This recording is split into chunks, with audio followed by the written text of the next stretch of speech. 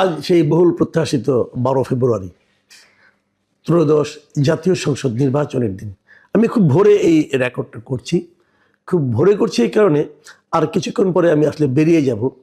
আজকে সারাদিন নিজেও ভোটটা দেব এবং পাশাপাশি বিভিন্ন টেলিভিশনে এই নির্বাচন উপলক্ষে প্রায় সারাদিন বিশেষ অনুষ্ঠানের আয়োজন করা হয়েছে এবং একাধিক টেলিভিশনে আমি আজকে টক শোতে আমি বসবো এবং নির্বাচনী যে বিভিন্ন খবরাখবর থাকবে তাদের কাছে আসবে, সেগুলোর উপর ভিত্তি করে হয়তো কিছু কথাও বলবো।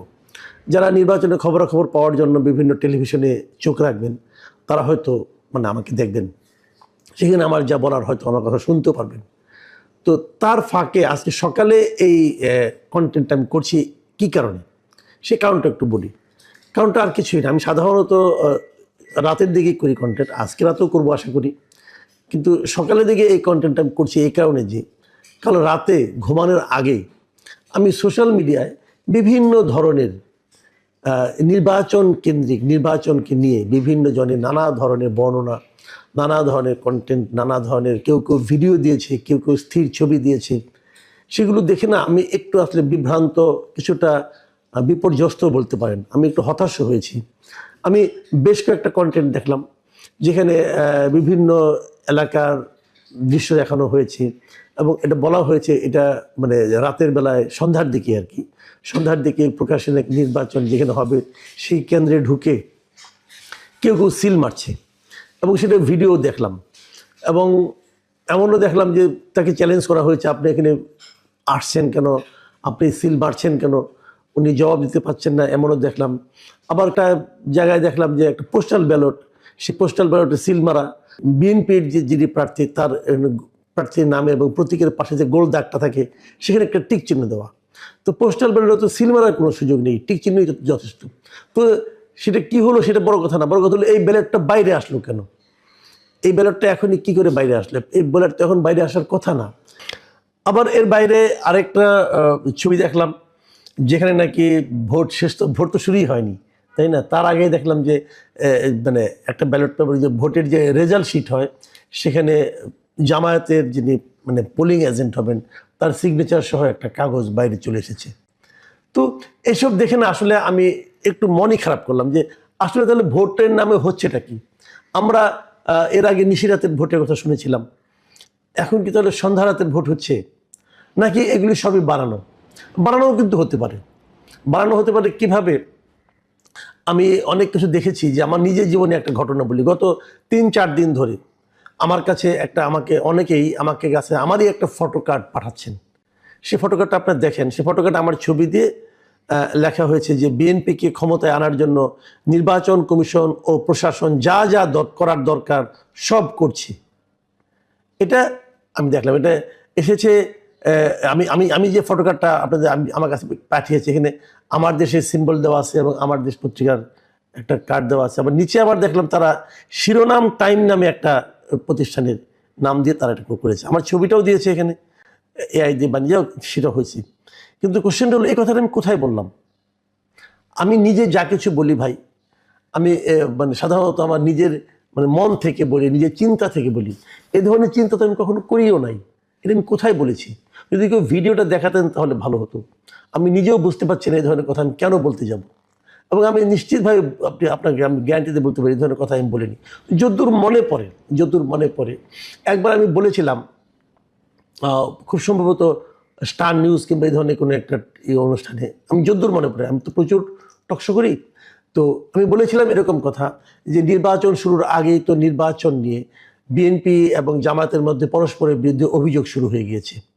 বিএনপি অভিযোগ করছে যে জামাতে প্রশাসনের বিভিন্ন জায়গায় জামাতের লোক বসানো হয়েছে, এবং জামাত অভিযোগ করছে প্রশাসনের বিভিন্ন জায়গায় বিএনপির লোক বসানো হয়েছে, এবং তারা অভিযোগ করেছে যে এরকম প্রশাসন এবং নির্বাচন কমিশন তারা জামাতের অভিযোগ করেছে যে বিএনপিকে জেতানোর জন্য যে কোনো কিছু করতে পারে।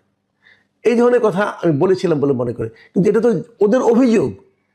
অন্য একটা দল অভিযোগ করেছে একটা দলের এটা করতে পারে, একটা দলের জন্য এটা প্রশাসন করতে পারে। তো সেই অভিযোগটাকে আপনি যদি আমার কথা বলে চালাই দেন, তো অন্য একজনের অভিযোগকে, তাহলে লোকে তো ভুল বুঝবে। আমি কেন বলেছি, আমি তো নিজেই অবাক যে এই কথা তো বলার কোনো কারণই নাই, কারণ আমি এরকম চিন্তাও করি না। আর যদি ধরা যাক, চিন্তাও করি, তো আমি তো ভাই সাংবাদিকতা করেছি অনেক, আমি তো মিনিমাম সেন্সটুকু আমার আছে যে এটুকু বললে কি এটাকে বলা যায় এভাবে কোনো তথ্য প্রমাণ ছাড়া হচ্ছে। এখন আমার সন্দেহ, আমি যতগুলি বিভিন্ন সোশ্যাল মিডিয়ায় দেখছি, এগুলো কি আসলেই ঘটছে নাকি এআই দিয়ে বানানো?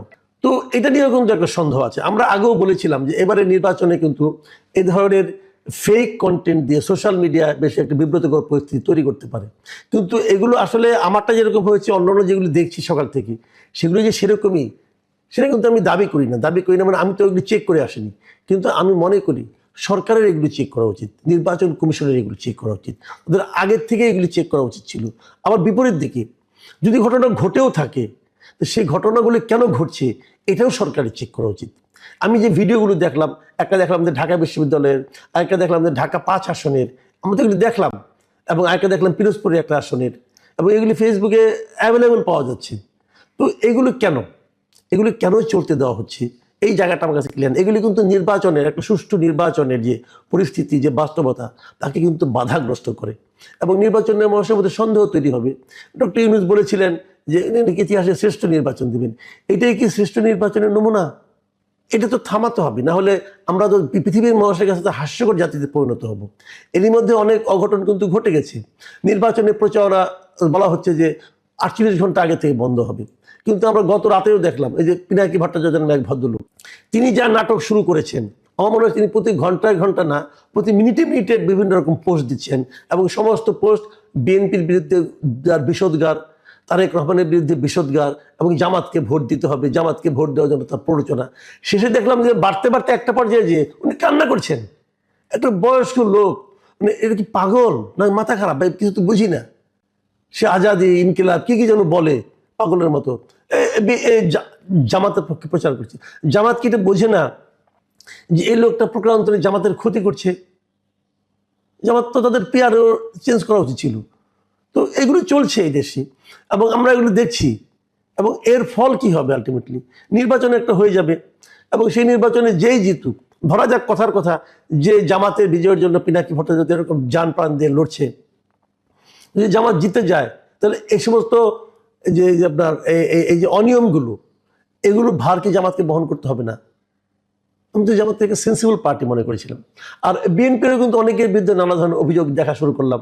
গাজীপুরে 2 আসনে দেখলাম কি হচ্ছে, সবাইকে বলছে আপনারা সবাই চলে আসেন।